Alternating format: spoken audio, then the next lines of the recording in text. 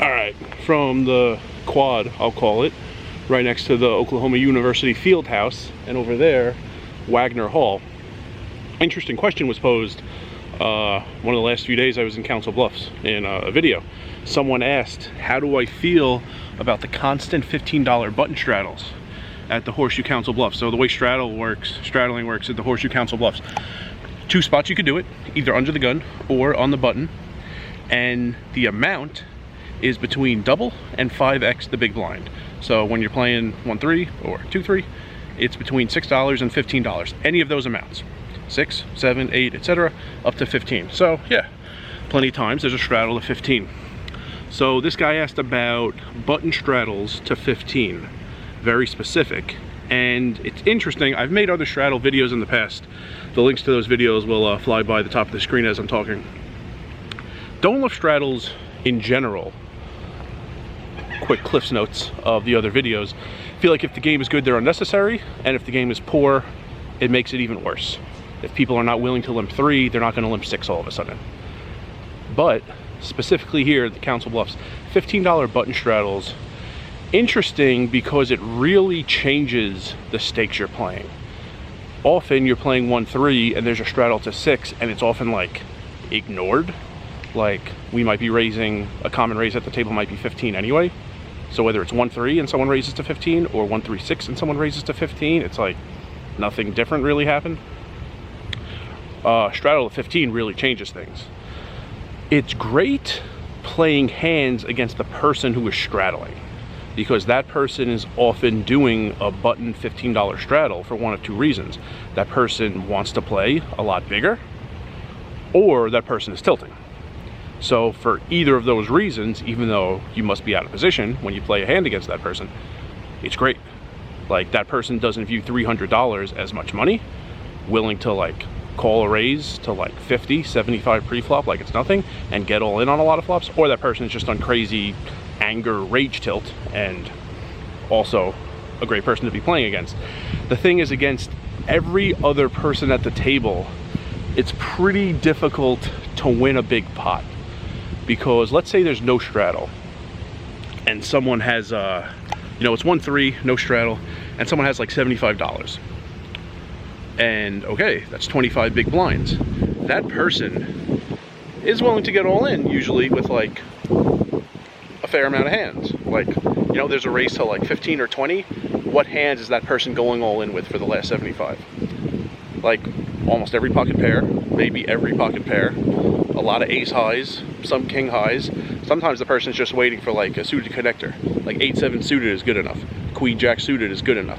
So even though it's 25 big blinds, I think the person is usually thinking in terms of dollars, not blinds, and that person is willing to like throw in the final 75. Squirrels are fighting behind me. With a very wide array of holdings. When you make it 15 to go, people aren't really thinking in terms of big blinds anymore. So $75 on a $3 big blind is the same, man, it's getting too windy, is the same as $375 on a $15 big blind, quote unquote. It's a straddle, but whatever we're calling it, it's $15 to go. The same people who might be playing 1-3 no straddle see a raise to 15 or 20 and then shove pocket fours with the last $75 he or she has in front of them. That person is not going to be sitting with 375 in a hand that straddled to 15 on the button, see a raise to 50, and then shove 375 with the same holdings. Yeah, it's the same amount of big blinds, and you were facing like, you know, a 3 to 5x raise, and now you have the same big blinds, and you're like just as shallow if you think in terms of big blinds. But they're not thinking in terms of big blinds, they're thinking in terms of dollars. $75 is a much different amount than $375.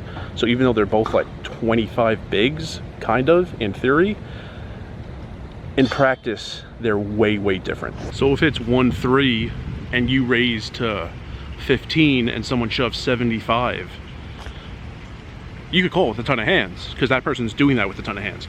If it's 1-3-15 and you open to 50 and that same person shoves 375, that is incredibly strong. It's just a leaf. I felt like a squirrel maybe jumped off a branch and was trying to kill me. The person is shoving 375, even though it's like, in a way, still like 25 bigs. It's $300 more. They're thinking in terms of dollars. So it's tough to win a big pot against anyone else besides the straddler, but I love when that happens, playing a hand against the straddler.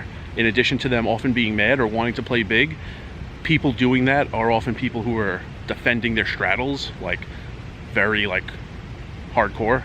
So they're almost never folding if you make it like 50, and it's tough otherwise in a 1-3 game to get called pre-flop for 50 bucks. So really love playing against the person doing it. It's tough to win a large hand against anyone else at the table. Another phenomenon that happens is like, because the stakes are raised so much, people are like raising to protect their holdings. So if there's no straddle and it's, you know, 1-3, even over like 2 or 3 limps, someone might raise to like 20, 25, 30, and we might go like 5 or 6 ways. And that's awesome.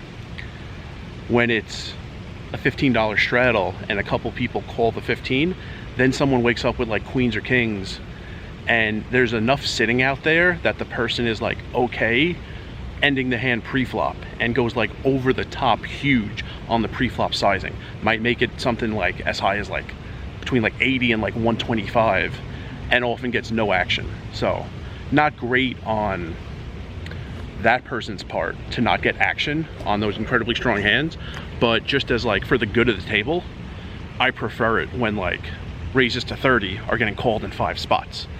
It's pretty rare, pretty tough to get like raises to 120 to get called in 5 spots. Not that I've never seen it. Probably seen it in like get called in 3 spots, maybe 4. I don't know about 5. Not that it's like unheard of, but there are plenty of times a raise to like 25, 30, 35, 40 goes very multi-way.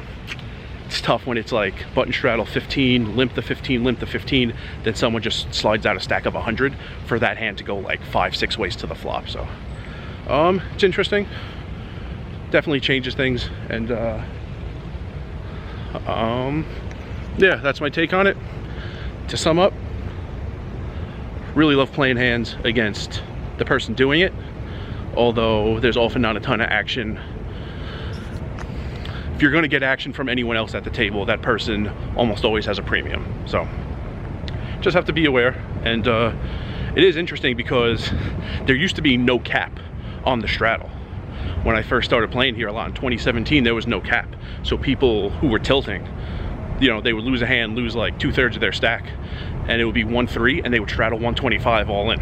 So that was really annoying. I mean, if you're last to act, awesome. You're just like waiting for king high and you'll take it against a random hand. But if you're like first to go, that's quite the small range of hands you're going to be playing when all of a sudden it's 1-3, 125. But that doesn't happen anymore. But the raises to 15 do happen quite a bit.